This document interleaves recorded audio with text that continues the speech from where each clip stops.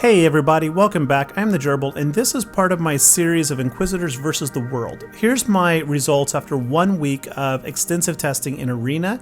You can see the relic levels. I did tag the relic 8 opponents, and they are pretty much dominating. Today in this video, we're going to showcase a couple of Padme squads. This one is all relic 8 across the board. They do have a protection and tenacity datacron with a level 3 bonus, so I will apply a similar datacron in the inverse on my team, meaning I'm going to apply something with potency up and a little survivability since they have the crit damage. The goal is just to try to negate that for testing sake. Now, the early wisdom from the crowd had been that you want Fifth Brother to open up first so that he does his AoE and applies some debuffs out there with the defense down. I'm going to say that's actually probably not correct anymore. I think what you need to do is open with Ready to Die from Grand Inquisitor. Even though the target only has 1 stack of Purge on them, and the more stacks they have, the better Ready to Die is, that opening attack from Grand Inquisitor all but guarantees you can kill the target. In this case, I went after Anakin. He's the biggest threat, I think. So by attacking him with Ready to Die, a couple things happen. One, Grand Inquisitor gains offense up. Now that's important because he's an attacker who does a crap load of damage actually. Second, the target is inflicted with torture, which means that anytime they take damage, they'll receive 10% of damage equal to, I think it's equal to the Grand Inquisitor's health. I'm not sure if it's his or the inflicted target, Anakin. I don't understand the wording. Nonetheless, they take damage equal to 10% of the health, and it reduces their defense stacking up to a maximum of 50% or 10% per impact. So it's a pretty nice little thing. So it also reduces or removes 100% turn meter. Now, you can't remove turn meter against Padme teams, so that doesn't really matter, but it's really effective against other teams like Bounty Hunters, Imperial Troopers, and so on. Okay, so you open with Grand Inquisitor, you apply Torture, hopefully remove turn meter, gain offense up. Next, you want, in this case, Fifth Brother to go. The reason is because once Grand Inquisitor hits Anakin, Kenobi's going to taunt.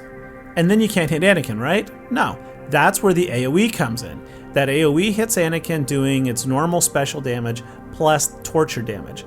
Next, you got Fifth Brother or Ninth Sister. Either one, both have AoEs. Once again, you're going to hit Anakin doing normal damage plus torture damage. By the time you get through your squad, Anakin should be dead. In the event that you haven't killed him, Ninth Sister can remove the taunt with her first special ability, and then Second Sister, who should go last probably, can mop up and take the kill. So here we go. We just opened with Torture from the Grand Inquisitor. Actually, no, we didn't. We opened with the AoE, I do believe. Gotta go back and watch. Oh well. But then we threw the photon grenades from Fifth Brother. We got the AoE from Ninth Sister, and Anakin is gone. Just like that. Now you do need to start watching these stacks of Purge, and one reason Inquisitors are better than they used to be is because Capital Games has now fixed multiple Inquisitor bugs that was preventing them from landing stacks of Purge. In fact, just last week on the 17th, we got an update that I think affected 7th Sister and 5th Brother, if I'm not mistaken. Both of them had specials that should have been applying Purge and were not. For example, 7th Sister has an ability that removes all buffs from the target and applies 1 stack of Purge per buff removed, which means it's rather easy to target an opponent who had 0 stacks and suddenly boom, they're at 6. That really matters because the stacks of Purge are a turn meter boost. Each time a stack of Purge is either dispelled or consumed or just falls off, all Inquisitors gain 3% turn meter. Now, that's not much, but at any one time you may have between a couple and 30 stacks of Purge on your opponents. So if you dispel 6 of them in one shot, that's giving 18% turn meter to everybody. it sincerely adds up. All right, now in this battle, we have Qui-Gonn Jinn instead of Anakin, so Yoda is the threat, so we apply torture on Yoda. Unfortunately, they did get foresight up, so the AoE is less effective. Now, when second sister takes her first turn, you pretty much always want to do the can't run forever so that you hopefully stun and remove turn meter and grant herself some buffs so that her next attack, the shall I end this, lands with a nice big whopping hit.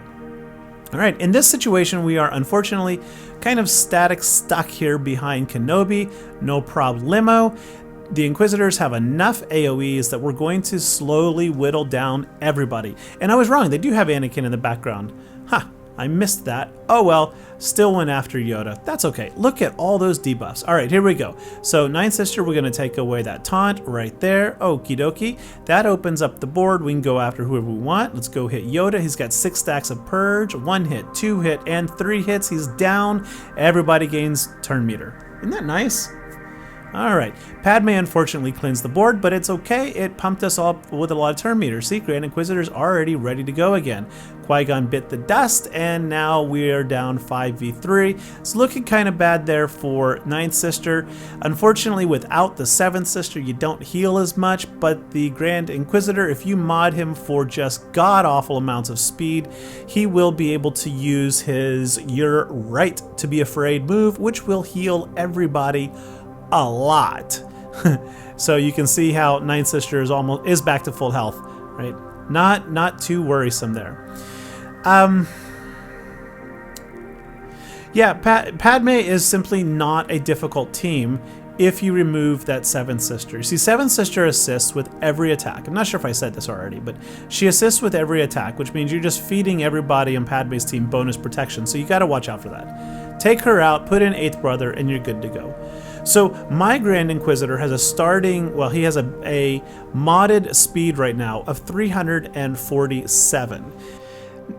In addition, Grand Inquisitor's leadership gives all Inquisitors plus 25 speed. So he's actually starting around 372 speed. I've just increased Ninth Sister and Fifth Brothers so that Fifth goes next, followed by Second Sister third. And I'm really liking the results. With that kind of speed, you can get out ahead of almost anybody. Anyway, here's the last match I'm going to show, and I'm going to stop talking and speed it up just a little bit, because in this case, you're really going to get to see what happens when you don't run Eighth Brother, numbers, and instead you do leave in Seventh Sister.